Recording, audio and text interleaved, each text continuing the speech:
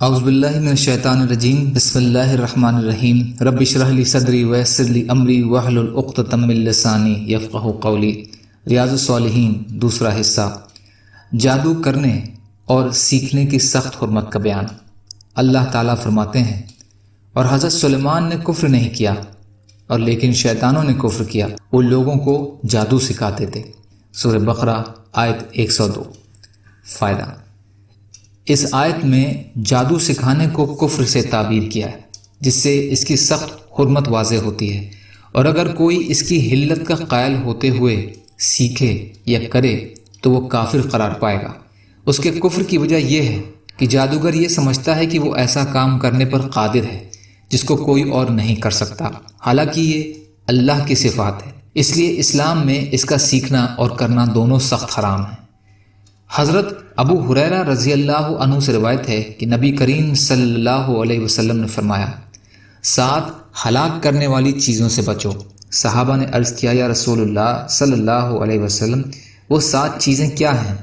آپ صلی اللہ علیہ وسلم نے فرمایا، اللہ کے ساتھ شرک کرنا، جادو کرنا، کسی جان کو بے وجہ قتل کرنا، سود کھانا، یتیم کا مال کھانا، لڑائی کے موقع پر پیٹھ پھیر کر بھاگنا، اور بھولی بھالی پاک دامن عورتوں پر تہمت لگانا۔ بخاری اور مسلم۔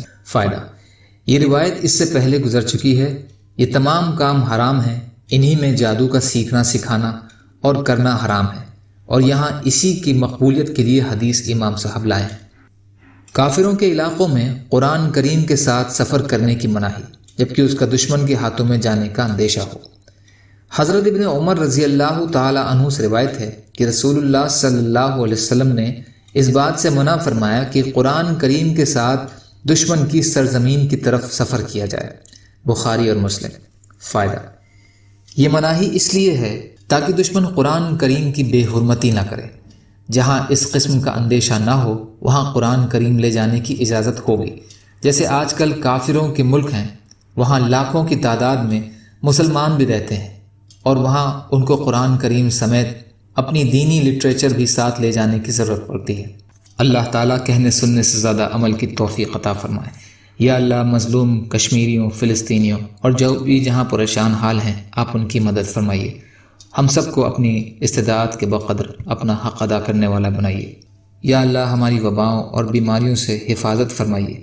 یا اللہ، صحت دے دیجیے اور ہدایت بھی عطا فرما دیجیے، سچی توبہ کی توفیق عطا فرما دیجیے۔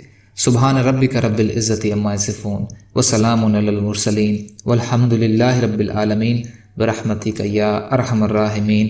لا الہ الا اللہ محمد رسول اللہ۔ والسلام علیکم۔